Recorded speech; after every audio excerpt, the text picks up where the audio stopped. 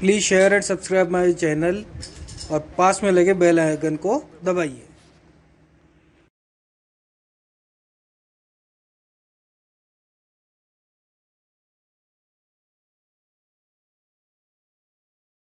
Heading है Williamson ether संश्लेषण, Williamson विधि द्वारा ईथर का निर्माण। This is name reaction. Williamson नामक साइंटिस्ट ने ईथर कैसे बनाया? उन्होंने एथिल क्लोराइड ले लिया। एथिल की जगह अपन कोई सा भी हैलाइड ले सकते हैं, बट जो उन्होंने लिया उसकी रिएक्शन जिससे कराई वो था सोडियम एथॉक्साइड NaOC2H5। यही आपको याद रखना है, बाकी रिएक्शन तो सिंपल है, NaCl निकल जाएगा और डाईएथिल ईथर बन जाएगा। नेक्स्ट 7th, थायो ईथर का निर्माण। What is the formula for थायो ईथर? RSR। तो देखिए थायो ईथर का निर्माण कैसे किया इन्होंने। 2 मॉलिक्यूल ले लिए एथिल क्लोराइड की, इसकी सोडियम सल्फाइड से रिएक्शन कराई तो क्या बन गया? ट्वाइस NaCl और मेन प्रोडक्ट बन गया डाई एथिल थायो ईथर। दूसरी तरीके से कैसे बनाया जा सकता है? एथिल क्लोराइड की अभिक्रिया इन्होंने कराई सोडियम एथिल मरकेप्टाइड से NaSC2H5 से, तो क्या निकल गया? NaCl और मेन प्रोडक्ट बन गया डाई एथिल थायो ईथर। रिएक्शन सिंपल है, परंतु यदि आपसे कहें कि एथिल क्लोराइड की अभिक्रिया सोडियम एथिल मरकेप्टाइड से लिखिए तो शायद आपको फॉर्मूला दिक्कत करे। सोडियम एथिल मरकेप्टाइड का फॉर्मूला क्या है याद करना।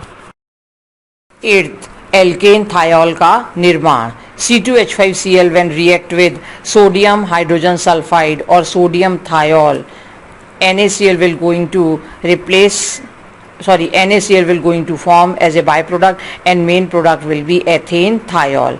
Next, C2H5Cl की जब अपन रिएक्शन कराते हैं पोटेशियम हाइड्रोजन सल्फाइड से या पोटेशियम थायोल से तो क्या बन जाएगा? KCl और ethane thiol as a main product. Next 9th, formation of ester, ester का निर्माण। जब एथिल क्लोराइड की अभिक्रिया सिल्वर एसीटेट से कराई जाती है तो क्या बन जाएगा? AgCl और मेन प्रोडक्ट बन जाएगा CH3COC2H5 एथिल एथेनॉएट। 10th, एमिनो का निर्माण, फॉर्मेशन ऑफ एमीन्स। आपको पता है 2 बातें पहले आप ध्यान कर लीजिए। एक तो आपको पता है अमोनिया में कितनी रिप्लेसेबल हाइड्रोजन होती हैं? 3। परंतु आपको ये भी पता है कि एक फॉर्मूला है NH4Cl अमोनियम क्लोराइड। इन सब बातों की जानकारी लेते हुए अपन इस रिएक्शन को देखें। When excess of CH3Cl is being treated with excess of ammonia, दोनों की अधिकता है, यानी कि ये रिएक्शन जब तक संभव है जब तक होती रहेगी तो सबसे पहले अमोनिया की एक H रिप्लेस हो जाएगी Cl से और बन जाएगा 1 डिग्री अमीन CH3NH2। फिर चूंकि अधिकता है वापस से ये किससे रिएक्ट करेगा? अमोनिया से, और क्या बना लेगा? 2 degree amine, that means dimethyl amine. फिर ये अगेन अमोनिया से रिएक्ट करेगा और क्या बन जाएगा? 3 degree amines, that is trimethyl amine. अब ये अगेन वापस किससे रिएक्ट करेगा? CH3Cl से, और just like ammonium chloride tetramethyl ammonium chloride भी बन जाएगा। इसे बोलते हैं 4 डिग्री अमोनियम, दैट मीन्स चतुष्क अमोनियम लवण। चूंकि ये सॉल्ट बन गया, अमोनियम क्लोराइड एक सॉल्ट है, तो इस सॉल्ट को टेट्रामेथिल अमोनियम क्लोराइड को अपन चतुष्क अमोनियम लवण भी कहते हैं या quaternary ammonium salt. Next, Friedel Crafts reaction. Friedel craft reaction repeated reaction है, ये 11th क्लास में भी थी। फ्रिडल क्राफ्ट रिएक्शन यहाँ पे लिखा हुआ है आपकी बुक में, परंतु इस हेडिंग में जितनी भी फ्रिडल क्राफ्ट रिएक्शन है तो इसका पूरा नाम यहाँ पे होना चाहिए Friedel Craft alkylation reaction, Friedel Craft एल्कलीकरण अभिक्रिया। क्या मतलब है फ्रिडल क्राफ्ट अभिक्रिया का और फ्रिडल क्राफ्ट एल्कलीकरण अभिक्रिया का, और उसकी क्रियाविधि देखिए। 3 रिएक्शन दे रखी हैं, तीनों में से सभी रिएक्शन एक सी हैं, सारी रिएक्शन फ्रिडल क्राफ्ट रिएक्शन है। फ्रिडल क्राफ्ट रिएक्शन में जब बेंजीन की अभिक्रिया एल्किल हैलाइड से इन द प्रेजेंस ऑफ निर्जल aluminium chloride anhydrous aluminium chloride की प्रेजेंस में कराई जाती है तो देखिए जब बेंजीन की अभिक्रिया CH3Cl के साथ निर्जल AlCl3 की उपस्थिति में होती है तो HCl निकल जाता है और बन जाता है C6H5CH3। नेक्स्ट रिएक्शन देखिए, मैथिल क्लोराइड की जगह एथिल क्लोराइड ले लिया तो क्या बन गया, इन्होंने क्या बना लिया, इन्होंने एथिल बेंजीन। तीसरी रिएक्शन देखिए, बेंजीन की रिएक्शन इन्होंने कराई आइसोप्रोपिल क्लोराइड से इन द प्रेजेंस ऑफ निर्जल AlCl3, तो क्या बना, उसका कॉमन नेम है आइसोप्रोपाइल बेंजीन, या ब्रैकेट में लिख दीजिए क्यूमीन। पहले भी मैंने IUPAC में बता रखा है, इसका नाम क्यूमीन है। नेक्स्ट, जब बेंजीन की अभिक्रिया इन्होंने कराई तृतीयक ब्यूटिल क्लोराइड से इन द प्रेजेंस ऑफ निर्जल AlCl3, तो क्या बन गया, तृतीयक ब्यूटिल क्लोराइड। यहाँ इन तीनों चारों रिएक्शंस को ध्यानपूर्वक देखिए। बेंजीन की H निकल गई और H के स्थान पे कौन सा ग्रुप आ गया, एल्काइल ग्रुप। तो जब बेंजीन की H निकल जाए इन द प्रेजेंस ऑफ निर्जल AlCl3 और उसके स्थान पे एल्किल ग्रुप आ जाए, तो यह अभिक्रिया फ्रिडल क्राफ्ट एल्कलीकरण की अभिक्रिया भी कहलाती है। अब इसकी देखते हैं क्रियाविधि या मैकेनिज्म। तो सबसे पहले फ्रिडल क्राफ्ट रिएक्शन की मैकेनिज्म का नाम आपको पता होना चाहिए, क्या है, इलेक्ट्रॉन स्नेही प्रतिस्थापन अभिक्रिया, इलेक्ट्रोफिलिक सब्स्टिट्यूशन रिएक्शन। इसे अपन इलेक्ट्रोफिलिक सब्स्टिट्यूशन रिएक्शन क्यों कहते हैं, जरा ध्यान से सुनिए। इलेक्ट्रोफिलिक सब्स्टिट्यूशन रिएक्शन का मतलब क्या है, सब्स्टिट्यूशन रिएक्शन और दूसरी बात है इलेक्ट्रोफिलिक। इलेक्ट्रोफिलिक सब्स्टिट्यूशन रिएक्शन क्यों है, जरा आप ध्यान से देखिए, ये बात मैं रिपीट नहीं करूंगी। इससे पहले भी मैंने बताया था कि जब alkenes that means C double bond C है, जब कभी भी डबल बॉन्ड होता है दैट मीन्स पाई इलेक्ट्रॉन्स होते हैं, पाई इलेक्ट्रॉन्स होते हैं डीलोकेलाइज V स्थानीकृत, तो ये चारों ओर घूमते ही रहते हैं अपने स्ट्रक्चर के, तो ये केंद्र, ये सेंटर कैसा दिखाई देता है, इलेक्ट्रॉन रिच। पहली बात, इलेक्ट्रॉन रिच हो गया, तो इलेक्ट्रॉन रिच हो गया एक बात। नेक्स्ट, तो बेंजीन भी कैसा केंद्र है, इलेक्ट्रॉन रिच। क्यों, क्योंकि इसमें यहाँ पे 3 पाई बॉन्ड्स हैं, दैट मीन्स 6 V स्थानीकृत डीलोकेलाइज्ड इलेक्ट्रॉन हैं। तो पहली बात तो इलेक्ट्रॉन रिच का मतलब समझ लें। अब आ गया सब्स्टिट्यूशन रिएक्शन, जहाँ डबल बॉन्ड है आपके दिमाग में आता है कि प्रतिस्थापन अभिक्रिया होनी चाहिए। हाँ चलो, प्रतिस्थापन अभिक्रिया पहले अपन देखें कि यहाँ पे जब डबल बॉन्ड है तो कैसी अभिक्रिया होनी चाहिए, एडिशन रिएक्शन होनी चाहिए, योगात्मक अभिक्रिया होनी चाहिए। क्यों, क्योंकि जहाँ डबल बॉन्ड ट्रिपल बॉन्ड होता है इनको अपन कहते हैं अनसैचुरेटेड, असंतृप्त। जहाँ असंतृप्ति है, अनसैचुरेशन है, वहाँ योग होना चाहिए, परंतु यहाँ पे योग ना होकर प्रतिस्थापन होता है। क्यों, क्योंकि यदि यहाँ पे योग हो गया तो बेटा यहाँ पे तीनों पाई बॉन्ड्स एक एक करके हटती जाएंगी और ये एरोमेटिक से क्या हो जाएगा, अनएरोमेटिक। जब कोई भी केमिकल रिएक्शन होती है तो एरोमेटिक कंपाउंड एरोमेटिक को ही जन्म देना चाहिए, एलिफेटिक एलिफेटिक को ही जन्म देना चाहिए। जाना कि बेंजीन में जो कि असंतृप्त हाइड्रोकार्बन चक्रीय हाइड्रोकार्बन होने के बावजूद भी उसमें योगात्मक अभिक्रिया नहीं होती। कौन सी अभिक्रिया होती है, प्रतिस्थापनीय। और इसके ऊपर पहले इलेक्ट्रॉन स्नेही का आक्रमण ही क्यों होता है, ये दोनों बातें जानने के पश्चात अब अपन क्रियाविधि देखते हैं। क्रियाविधि में सबसे पहले अपन को पूर्ण केमिकल रिएक्शन देखना आवश्यक है। इस केमिकल रिएक्शन में आपको दिखाई दे रहा है तृतीयक ब्यूटिल क्लोराइड AlCl3 निर्जल से अभिक्रिया करता है। ये प्रथम चरण हुआ।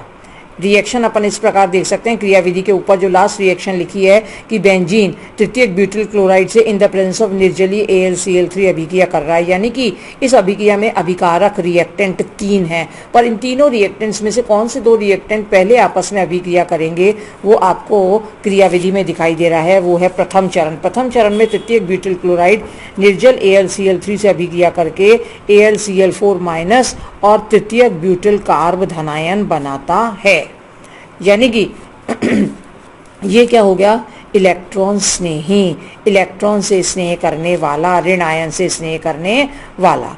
तो अब जो धन आयन, कार्ब धनायन उत्पन्न हुआ वो तीसरे अभिकारक बेंजीन से अभिक्रिया करेगा, H धनायन हट जाएगा और उसके स्थान पे तृतीयक ब्यूटिल कार्ब धनायन बन जाएगा। प्रोडक्ट में देखिए, यानी कि यहाँ पे इलेक्ट्रॉन स्नेही का प्रतिस्थापन इलेक्ट्रॉन स्नेही के द्वारा हो जाता है AlCl3 की उपस्थिति में। AlCl4 माइनस की उपस्थिति में जो H निकला वो AlCl4 माइनस की Cl से अभिक्रिया करके AlCl3 बना देता है और HCl बन जाता है। क्रिया विधि किस प्रकार होती है देखिए। बेंजीन जब तृतीयक ब्यूटाइल कार्ब धनायन से अभिक्रिया करता है तो जैसा कि आपको अभिक्रिया में क्रिया विधि में दिखाई दे रहा है, 3 मध्यवर्ती उत्पाद बनते हैं जिन्हें अपन बोलते हैं एरिनियम आयन का अनुनाद द्वारा स्थायीकरण। चूंकि बेंजीन में 3 पाई बॉन्ड्स होते हैं इसलिए इसकी 3 अनुनादी संरचनाएं बनती हैं। याद रखने वाली बात है कि एरोमेटिक निकाय में यदि कार्बन पर धनावेश होता है तो वह एरिनियम आयन कहलाता है। नेक्स्ट जो बात अपन देखेंगे वो ध्यान से सुनिए। यहाँ पे अपन अब देख रहे हैं second type of chemical reaction जिसको अपन बोलते हैं विलोपन अभिक्रिया, विहाइड्रोहैलोजनीकरण अभिक्रिया, इंग्लिश में एलिमिनेशन रिएक्शन, या अपन इसको बोलते हैं डिहाइड्रोहैलोजिनेशन रिएक्शन। यहाँ पे इस डिहाइड्रोहैलोजिनेशन रिएक्शन में अपन विशिष्ट रिएक्शन देखेंगे जिसको अपन बोलेंगे beta elimination reaction. Beta elimination reaction क्या है इसको समझाने से पहले आप इसकी लास्ट में जो लिखी है पूर्ण केमिकल रिएक्शन इसको देखिए। लिखा हुआ है CH3CH2Cl in the presence of alcoholic KOH। याद रखना है आपको, एल्कोहलिक KOH की उपस्थिति में हाइड्रोजन और हैलोजन दोनों ही अभिकारक रिएक्टेंट में से निकल जाते हैं। ये कहलाता है डिहाइड्रोहैलोजिनेटिंग फैक्टर या विहाइड्रोहैलोजनी कारक। तो जब एल्कोहलिक KOH की प्रेजेंस में अभिक्रिया कराते हैं तो आपको दिख रहा है Cl तो अल्फा कार्बन पे उपस्थित है और बीटा कार्बन की हाइड्रोजन जो है वो यहाँ निकल जाती है HCl के रूप में। तो यह अभिक्रिया क्या कहलाती है? बीटा विलोपन अभिक्रिया। बीटा विलोपन अभिक्रिया का मतलब शायद समझ में आ गया कि बीटा कार्बन परमाणु पर से हाइड्रोजन का निकल जाना क्या कहलाता है? बीटा विलोपन। तो अल्कोहलिक KOH की उपस्थिति में यहाँ पे क्या निकल गया? HCl, हाइड्रोजन और हैलोजन दोनों निकल गया और क्या बन गया? पाई बॉन्ड का निर्माण हो गया, यानी कि एल्कीन्स का निर्माण हो गया। नेक्स्ट अब अपन देखते हैं कि इंग्लिश में इसे अपन किस प्रकार समझाएंगे। The haloalkanes with beta hydrogen atom when boiled with alcoholic KOH solution, halogen acid HX is eliminated after the formation of alkene. These reactions are called beta elimination reactions because the hydrogen atom present at beta position of haloalkanes, that is at the carbon atom next to that which contains the halogen atom, is removed.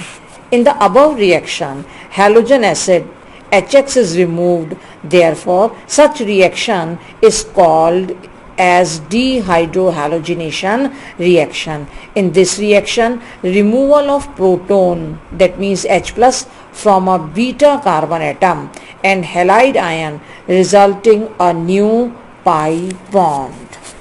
इसी reaction में अब अपन देखेंगे hydrogen और halogen तो दोनों निकल रहे हैं, परंतु RX देखिए किस प्रकार का है। देखिएगा, नेक्स्ट मैं आपको समझाने जा रही हूँ जो 11th में भी था, सेथ-जेफ का नियम, सेथ-जेफ रूल। पहले हिंदी में समझिए फिर इंग्लिश में समझाऊंगी। सेथ-जेफ के नियम को समझने से पहले 2 रिएक्शंस देखिए जो सेथ-जेफ नियम में लिखी हुई हैं। पहली रिएक्शन लिखी हुई है, आपको दिखाई दे रहा है अल्फा कार्बन पे क्या है? ब्रोमीन, और इसमें 2 बीटा कार्बन एटम मौजूद हैं। जब 2 बीटा कार्बन एटम मौजूद हैं तो बेटा दोनों ही बीटा कार्बन से एक एक बार H निकल सकता है, यानी कि ये रिएक्शन इम्बैलेंस्ड लिखी जाएगी और इसमें 2 प्रोडक्ट्स आपको दिखाई देंगे। रिएक्शंस में अपन देख रहे हैं कि अल्फा कार्बन की Br और बीटा की H निकल गई। बीटा की H, एक बार मैंने लिखा है बीटा और एक बार लिखा है बीटा डैश, अब मैं बोल रही हूँ बीटा की H निकल गई, यानी कि Br और H निकलने से कार्बन कार्बन के बीच में क्या आ गया? Double bond. तो यदि बीटा की H निकल गई तो बना 2 ब्यूटीन, जबकि यदि बीटा डैश की H निकल जाती है तो आपको दिखाई दे रहा है क्या बन रहा है? 1 ब्यूटीन। ऐसे ही दूसरे एग्जाम्पल में देखिए आप, इसमें भी अल्कोहलिक KOH की उपस्थिति में डिहाइड्रोहालोजिनेशन ही होगा। इसमें भी 2 बीटा आपको दिखाई दे रहे हैं, एक बीटा है और एक बीटा डैश है। बीटा कौन सा होगा, बीटा डैश कौन सा होगा, आप चाहें तो अपनी बुक में लिख लीजिए, वैसे मैं आपको समझा चुकी हूँ।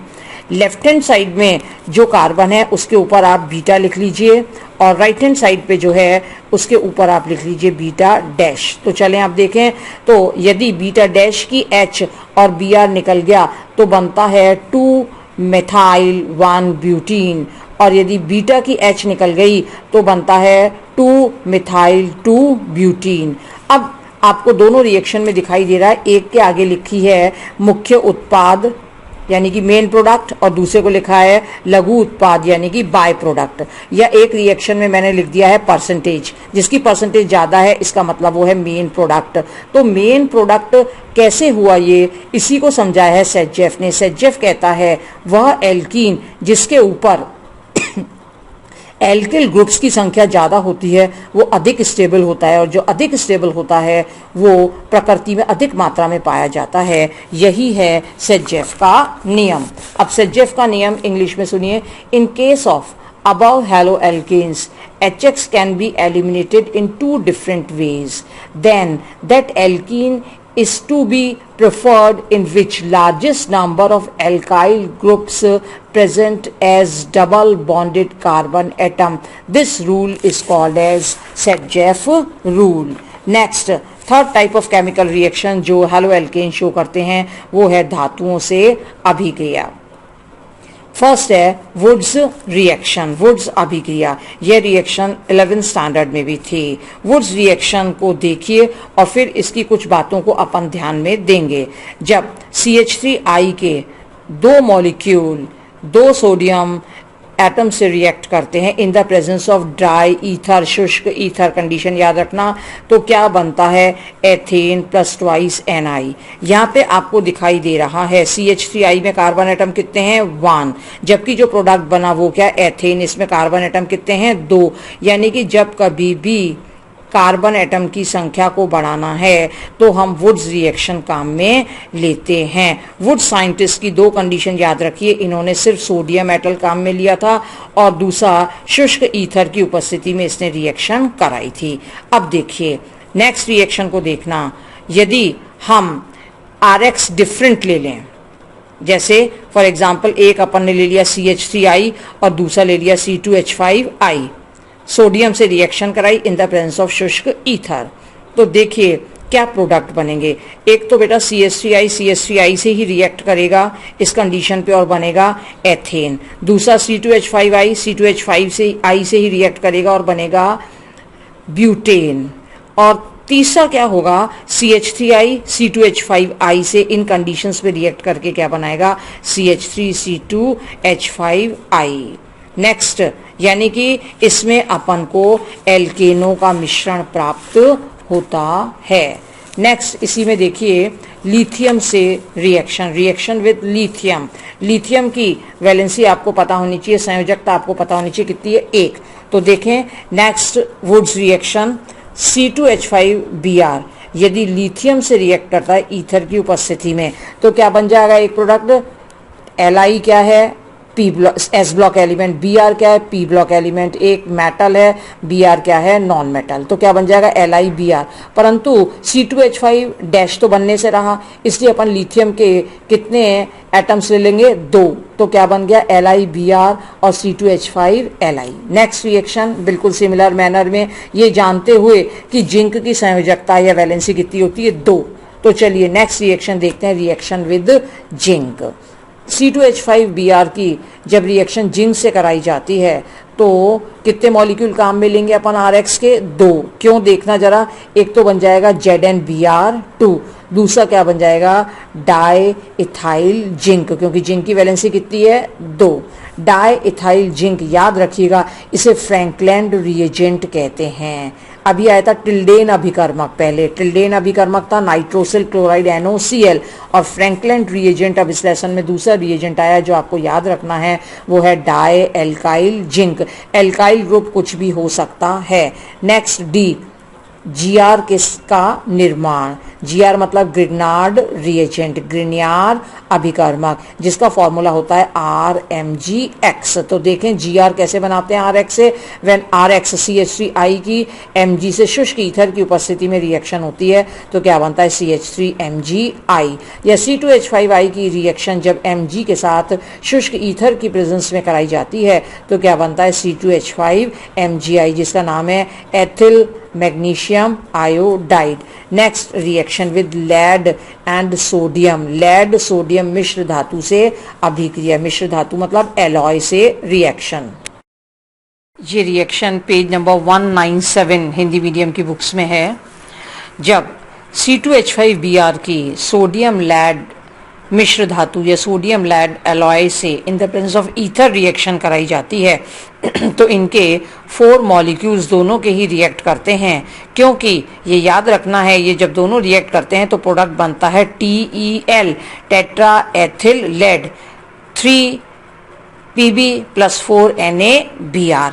नेक्स्ट है रिडक्शन, रिडक्शन रिएक्शन रिपीटेड है बट कुछ कंडीशंस आपको याद रखनी है। क्या देखिएगा, जब C2H5Cl की जिंक HCl की प्रेजेंस में रिएक्शन कराई जाती है तो बच्चे को स्वयं को लिखना पड़ता है ट्वाइस H, क्यों? क्योंकि जिंक का मतलब हो गया मेटल, मेटल का मतलब हो गया रिडक्शन, रिडक्शन का मतलब हो गया H2 से रिएक्शन, परंतु यहाँ पे सॉल्वेंट भी दे रखा है तो H2 ना लिखकर अपन क्या लिखेंगे ट्वाइस H, तो क्या बन जाएगा C2H6 + HCl।